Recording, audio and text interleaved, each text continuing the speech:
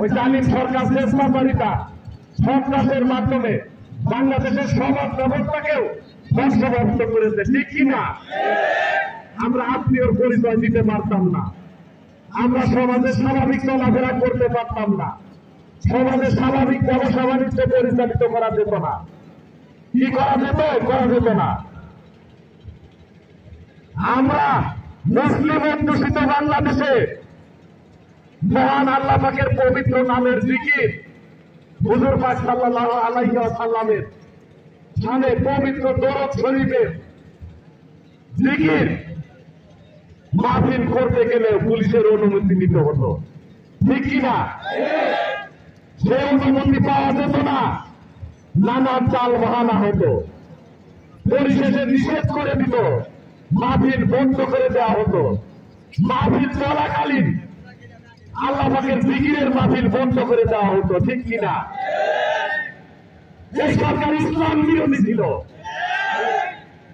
মুসলিম অধ্যুষিত মহান আল্লাহ পাকের দান এই বাংলার মাটিতে এই সরকার ইসলাম বিরোধী ছিল, এই সরকার ধর্মদ্রোহী ছিল, এই সরকার রাষ্ট্র বিরোধী ছিল, এই সরকার দেশের স্বাধীনতা সার্বভৌমত্বকে দুর্বল করার জন্য, পিছিয়ে দেওয়ার জন্য এই সরকার নানাভাবে ষড়যন্ত্র করেছে।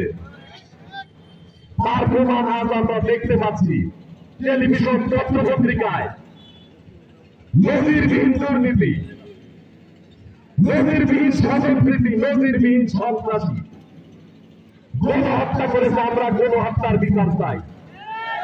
আমরা এই সরকারের সকল পর্যায়ের দোষরদের বিচারের কাঠগড়ায় দাঁড় করাতে চাই। ইনশাআল্লাহ জনতার আদালতে বাংলার মাটিতে বিচার হবে। এই সরকারের কালো চক্রের, কালো থাবা, কালো হাতের বিচার হবে।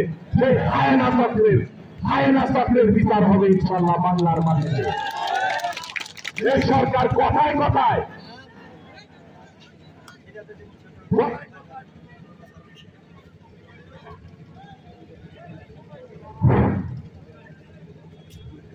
মানুষের চলাফেরার পথে বাধা সৃষ্টি করত, রাজনৈতিক সভা সমিতিতে বাধা সৃষ্টি করত,